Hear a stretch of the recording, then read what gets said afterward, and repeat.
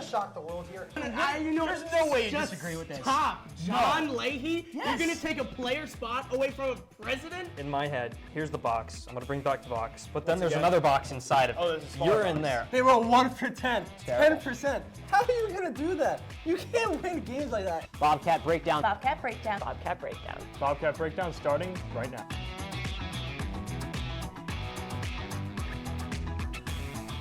Welcome to Bobcat Breakdown. I'm your host, Heather Owen, and tonight is a very special episode.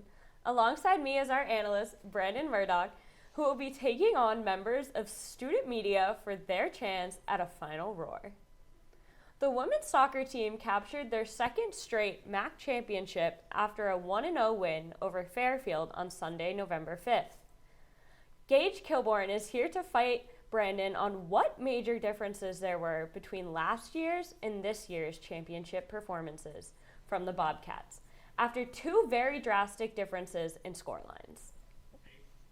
Yeah, Brandon, I got to say the big one to start off has to be the offense. The offense for Quinnipiac has diminished this season, and the big way to show for it, back-to-back 1-0 victories in the MAAC tournament really was the big benefit, was really what I'd say was a big situation that occurred, because they do not have Rebecca Cook anymore. She pretty much made up the entire offense. Yes, Courtney Chokel was the Golden Boot Award winner, but she did not produce numbers that Rebecca Cook was able to perform last season. That's a big takeaway from this.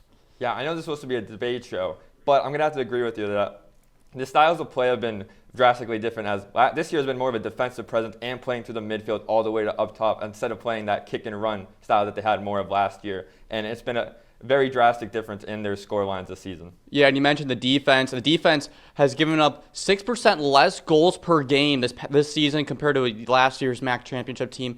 And their goals per game on their offensive side has also gone down 7% as well. So like I said, the offense has really started to struggle a bit, but they don't need to because defense wins championships, as the old saying goes, and it really proved itself to us this season.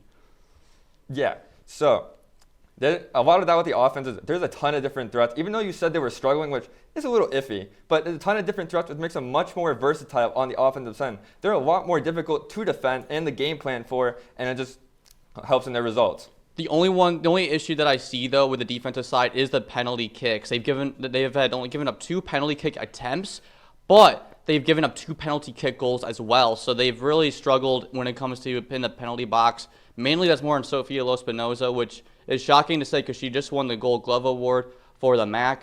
But that's like something that they really focus on, especially when it comes to the playoffs and the NCAA tournament this weekend when they play Brown. Senior forward Courtney Chokehold won MVP of the MAAC championship game after scoring the match winner just 49 seconds into the competition. Keith Savage is here to take on Brandon on whether Courtney Chokehold deserved to be handed the game's MVP award or if another player on the back line deserved the award after a solid defensive performance.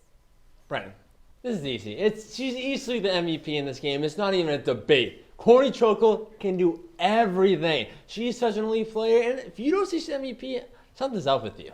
All right, Keith, I'm hearing you, but I'm not agreeing with you. Wow.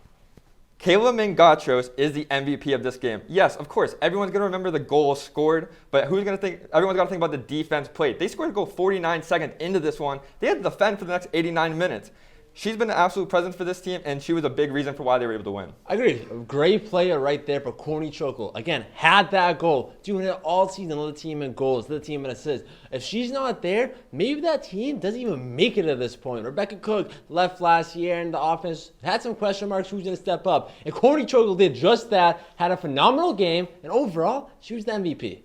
They might not have been there because of her, but they were already there. So it doesn't matter. There we go. Kayla Mingachos, this team feasts on their defense. She's a big reason for that, and she's right in the middle of everything they do on the defensive side. She was everywhere in the championship game, covering Maddie Theriot, the leading goal scorer for Fairfield. She was an absolute presence. I got to ask you, though, Brandon, who scored the goal? Can we say it one more time? Who scored? Give you that Chokehold. Exactly. Nobody else was scoring in that game. Again, the defense was great, no goals. But you need to get that goal. Courtney Chokehold can do exactly that for you. Lead the team with goals, assists, whatever you want. She did that. She got that goal overall. And again, if she wasn't there, the season would have been done.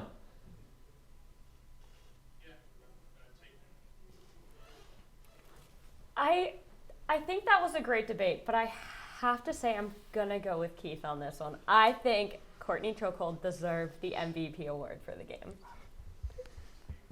On Monday, October 30th, the women's soccer team won 4 All-MAAC major awards alongside having the Golden Boot winner, Golden Glove recipient, and Coach of the Year all being from Hamden.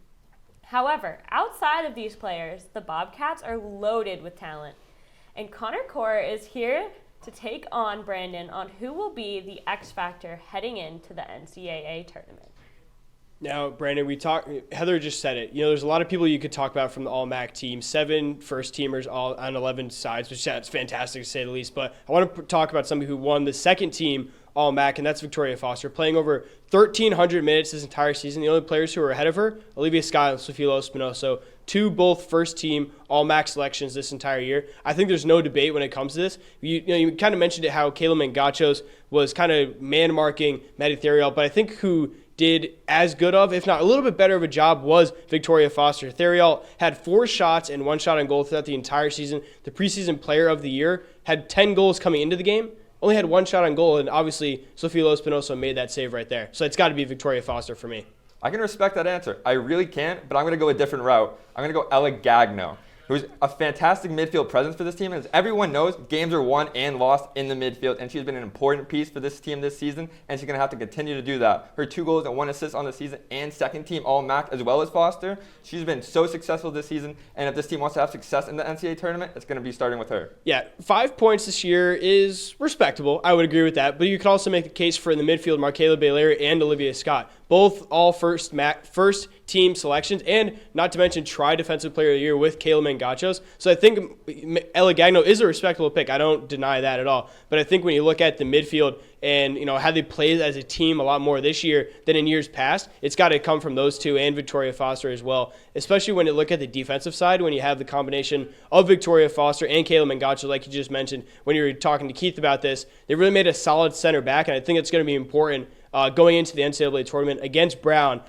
this Saturday at 4 o'clock. And it's just really a matter of what team's going to show up, if it's going to be the team that's going to go guns blazing and score 2 or 3 goals, or if it's going to be a dogfight when it comes to scoring 1 goal in maybe the 75th, 76th minute late in a game. That can really decide if they go home or if they continue playing in the second round. Once again, I'm disagreeing with you, and I'm going with our other analyst, with Victoria Foster. I'm sorry. I can't help it. Let's stick with soccer, but head to the men's side. The Bobcats finished out 2023 with disappointment after failing to make the postseason. Keenan Mills is here to battle Brandon on the future of this program after winning the MAAC championship just 1 year prior. Brandon, the future for this team is not bright. I don't care what you say, but throughout the whole season, I was like, they gotta win 1, and they did at the end, but they just were incredibly disappointing. From that MAAC championship game that we just mentioned, they scored 58 goals that season. 58. That's a ton of goals. That's a ton of putting the ball in the back of the net. 54 of those goals are no longer here at Quinnipiac. All of those people are leaving. They're moving on, and they're just not getting those goals anymore. So you say, hey, that was 2 years ago. Obviously, there's not going to be those people here anymore, but they scored 20 goals this year. And they're losing their 2 leading goal scorers from this team. Their defense and their midfield was not the problem. It was the offense, and they couldn't put the ball in the back of the net, and they're losing the guys that were able to when they could. Yeah, certainly. I'm going to have to agree with you on that one. Last season, they scored 2.67 goals a game. This year, down to 1.13. It's a big difference in that gap. And they only scored more than 1 goal 6 times this season. They just struggled to score goals. They would score early, and then they would let the other team tie it, and that would be it. Or if they fell behind early, they would never be able to get back into the game. Yeah, disregarding their first MAAC game against Canisius, they scored 3 in that one. They scored 10 in their last 9. You can't win games scoring 1, and they didn't. They only won that 1 game, and they did a ton of ties. They were the team of ties, and it was an atrocious season for them, coming off of a very promising MAAC championship team, and this year they just didn't have it. And their midfield and their defense, yes, it's promising. They got some underclassmen, they got some sophomores, Netzel, the Sonsterud. They got some guys that are going to come up and be promising for this team, but they weren't the issue this year. It was the goal scoring. Yes. It was a tough season for our men's soccer team, but I have hope that next year things will turn around for them. Unfortunately, it's time for our first break of the night. But don't go anywhere, because when we come back, Brendan will continue to fight student media.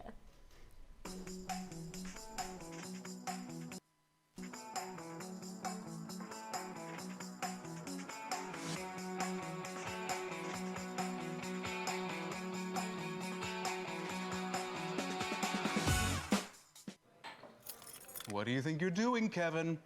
Was just gonna drive home. There are several warning signs present that you shouldn't be driving. Like hearing voices? Like your text-to-emoji ratio? Oh man, the selfies. Selfies. Nailed it. We all have warning signs that let us know that we're probably not okay to drive. Mine is pretending to be your subconscious.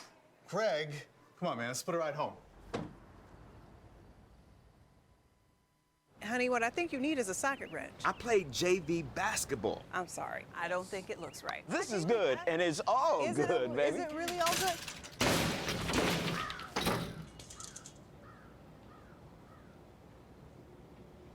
If you love me enough to routinely test your handyman skills, not to mention the strength of your marriage, then of course you'll visit nhtsa.gov/the-right-seat to make sure I'm in the right car seat.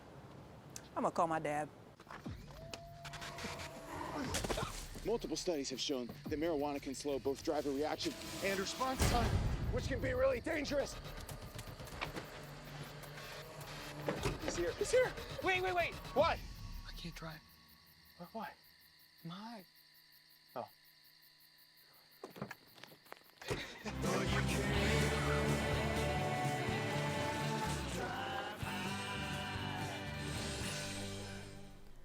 Welcome back. The basketball season got underway last night. However, before the start of the season, QBSN got an inside look at the men's basketball team Media Day.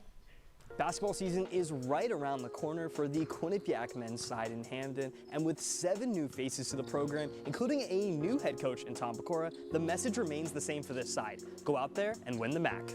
Every team I've ever had, and no matter what kind of year we were coming off, our goal was always to win whatever conference we're playing. And, and you may come short of that, but I mean, who wants to strive for mediocrity? You strive for greatness in anything you do, so that's just my mindset on it. I think that a lot of people on this team see it, and I think that they understand that if they sacrifice just a little bit for the team and they do what helps the team the most, that they'll get the best out of it as well. It's very easy to worry about yourself, and that's natural, especially when you're trying to become really good at the sport. But when you put yourself to the team, I feel like that's when you get real results, and the team wins. When the team wins, you win. Our defense wins games. Coach McCoy has been the coach for many years, so he knows that. And even at UConn, that was Hurley's philosophy. Defense, rebounding, that's first before offense. Defense travels, so you can play defense whenever. Like when you wake up in the morning, you can play defense. But offense, it can come and goes. But defense, you can play defense just all in your head. It's all mental. Both Quinnipiac's men's and women's basketball teams played at the M&T Bank Arena last night for the start of the college basketball season. The women's team beat the University of Maine with a score of 70-57, while the men's team beat the Coast Guard with a score of 116-48. Beckett Cockings is here to challenge Brandon's predictions that the women's team are going to have a better season that the men's team is going to have a better season than the women's, even after the men's team's first round MAAC tournament exit last season in a brand new roster.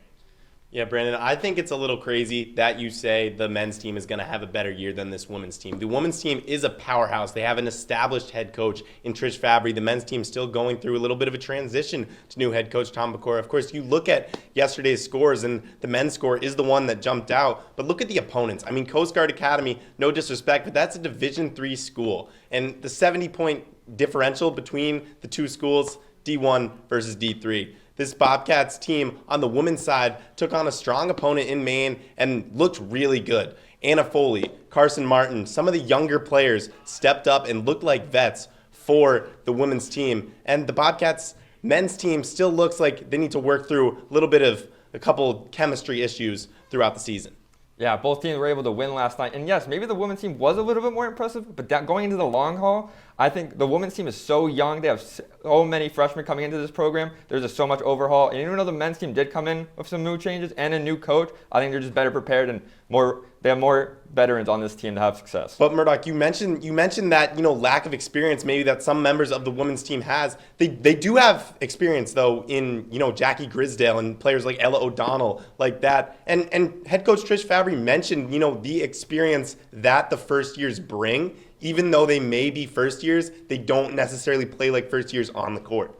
Yeah, that might be the case, but it'll be interesting to see how they are able to handle that MAAC play, as the men's team only has 4 underclassmen, so most of them are prepared for this and have played in this level of competition. But also, to some extent, the men's team, their numbers might be flawed a little bit. Bringing in Richie Springs in his 5th year of college basketball, but where was he? UConn, first 4 years, barely stepped on the court. So it's not necessarily just years that matter. It's who's on the court, who's bringing it on the court, and who has that experience in game situations. It's different than practice.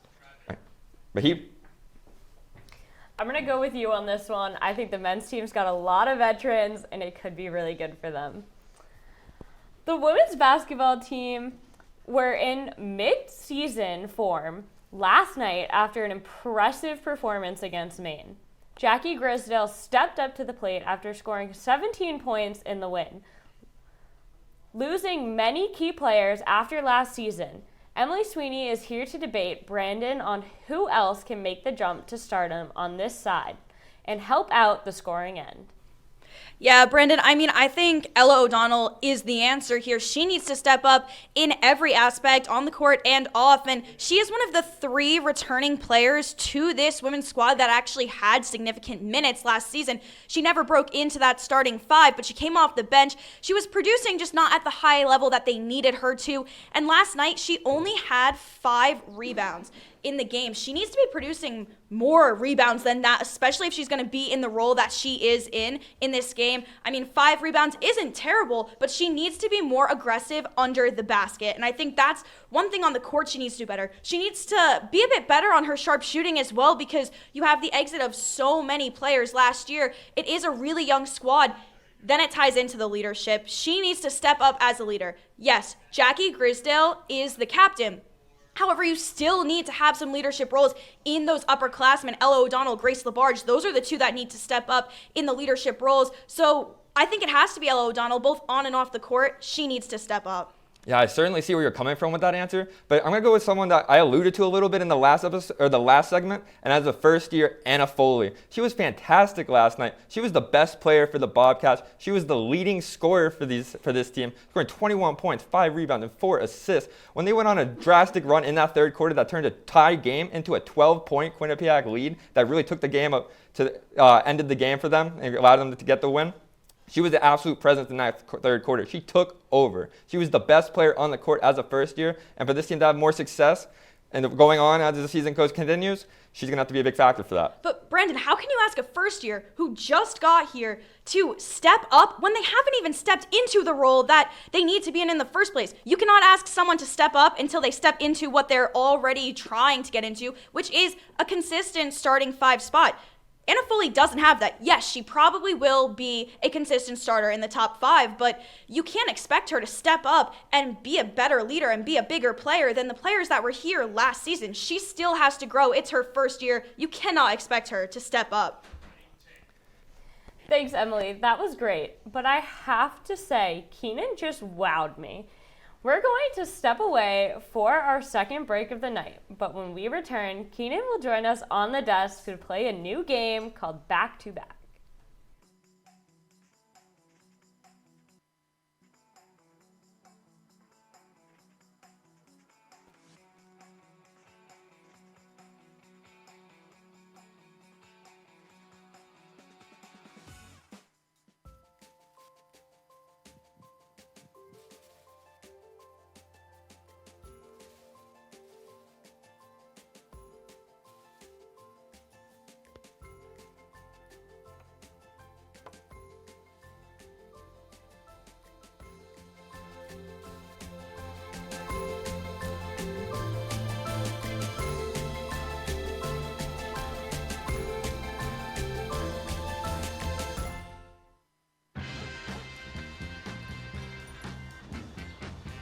When we adopt a shelter pet, we discover they're a unique mix of all kinds of things. Come on, Drew, spot me on this last one. There it is.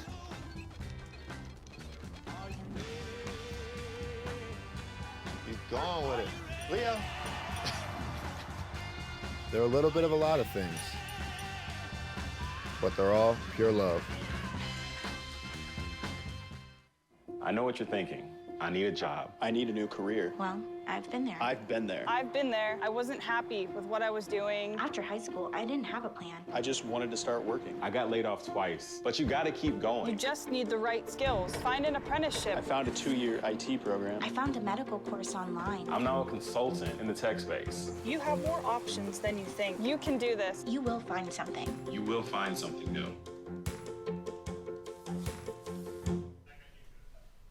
Welcome back to Bobcat Breakdown. Keenan is back with us to play back-to-back. The women's soccer team won their first consecutive MAAC championship this past Sunday.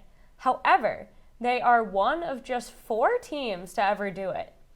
In our new game called Back-to-Back, we'll travel back in time to see the previous consecutive champs and ask the 2 guys if they think this event in Quinnipiac history happened before or after the team's title-winning seasons. Our first team is Monmouth, who won back-to-back in 2016 and 2017, completing their run with 4 straight titles. But the question remains, was Kyle Robinson the head coach of the volleyball team before or after Monmouth went back-to-back from 2016 to 2017? Brandon? Any ideas? Just hit me. I'm gonna have to go with after. I think he's been here for a good amount of time, and I think he's been here before they went back to back. I'm going before. I really think, yeah, I think he's been here a little bit. Keenan, unfortunately, you can't do that to me. The answer is after. Darn it. So, the win has to go for this one. Good job, Brandon. Yeah. I'll get this one. Loyola won back-to-back for the first time in 2000 and 2001, en route to 5 straight MAAC championships before ultimately leaving the MAAC in 2013. Now, guys, was Quinnipiac a Division I school in 2000? What are your thoughts, Keenan? I'm gonna say after. I don't know, I'm trying to think of those like Quinnipiac Brave sweatshirts, the Quinnipiac College hoodies, and that merch, and I really think it looks like 90s apparel, So I'm gonna go after they became a Division I school. I'm gonna have to go with before. I think they've been a Division I school for a little bit of time now, and I think it's gonna be before. Might be 94. It was before. Oh! Once again. Come on, you gotta step up. I might sob all over. You can't get shut out, man. You can't get shut out. I can't. I'm not. All right, time for our last one. Quinnipiac's 2023 MAAC championship opponents Fairfield also joined the mix, earning a back-to-back titles from 1996 to 1997. For the final question of the night, was Quinnipiac's men's ice hockey coach Rand Pecknell at Quinnipiac yet? Let me do some math really quick. So also Michael Jordan went back-to-back 1996, 97. That's a cool stat. Rand Pecknell's been here 29 years last season, 2023 minus 29. So it's going to be before 96. I definitely think that Michael Jordan stat was fancy. I thought that was really cool. And I can't disagree with your math there. So no, I'm horrible at math, Brandon. I got to bring out the calculator maybe. I think that I'm going to have to go with before because I'm going to trust you on this one, even though I know you struggle a little bit, but I'm going to trust you. Can I get a drum roll, please? Before! We did it. So you both got it right. It's team effort. Unfortunately, you are still a little bit down because he did get more than you. Yeah. But it wasn't a complete shutout, so. I got that. Got a half a point. Half a point. That's, hey, no, you got 1 point. Oh, we split the last one. You split it? Okay. I see. Sure. I make the rules. How does it feel taking the win and knowing that you get to say your final roar after this? It feels good. I've been stressing about this the entire day, and to have it finally come to fruition, finally get the win, fantastic. I struggled a little bit in the debates, but getting the win now, important win. You know, Brandon, I'm happy for you. Appreciate that. I'm happy we were able to have you both on tonight. That was a fun game and something we definitely need to bring back again. What do you think? Yeah, I mean, all of us took on the Murdoch Mountain. And it was something that I was shaking in my boots late this afternoon. I really didn't want to get out of bed to come here, but I saw his face and I knew I'd destroy him in a debate. It's too bad I didn't get him in the game. Yeah, it was a great episode. We got a very different kind of episode tonight with 7 different guys on this, 7 different people on this show. And I think it was a really interesting one. I think it was great for that show. Thank you guys for playing. We just determined the winner, who is Brandon. And now it's time for our last break of the night. But don't go anywhere, because when we come back, we'll have mine and Brandon's final roars.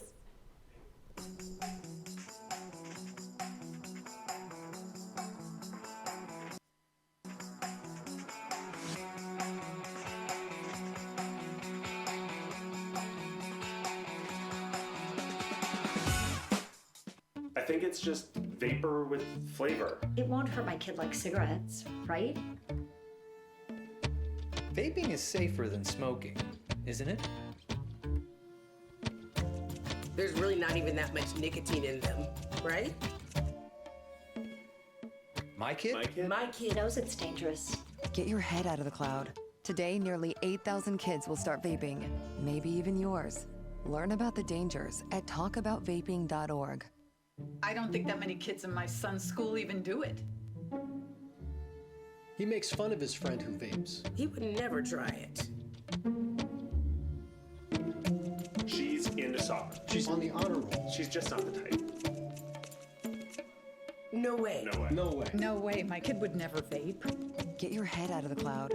Today, nearly 8,000 kids will start vaping, maybe even yours. Learn about the dangers at talkaboutvaping.org. Type 2 diabetes can have a big impact on your life, but how can it be prevented? Well, the first step is knowing if you have prediabetes, a serious medical condition that puts you at high risk for type 2 diabetes. 1 in 3 American adults has prediabetes, but more than 80% don't know they have it. The good news is, prediabetes can be reversed, and for many people, healthy changes in their daily routine can make a big difference. Take the 1-minute risk test today at doihaveprediabetes.org. Welcome back. Once again, congratulations to Brandon on fighting off all of student media. Brandon, take it away for your roar. Right. We had a different episode tonight, a lot of change. But speaking of change, as the season changes and we transition from fall into winter, I want to discuss the importance of change. Over the last few months, we have seen a lot of change, whether it be seeing the fall leaves change, having daylight savings mess up our sleep schedule, or here at Quinnipiac, seeing players and coaches come and go. Whatever the case may be, change is inevitable and is something that should be embraced as opposed feared. Change allows for brand new opportunities and fresh new starts, and this is something that should be seen as a benefit instead of a sin. Whether you are an athlete here at Quinnipiac or just a student, change will come whether you want it to or not. And as someone who has embraced change in their involvement level at Quinnipiac, and especially Q30, I could not be happier. So no matter what it is going on in your life, embrace change. Don't shy away from it. It might be the best decision you've ever made.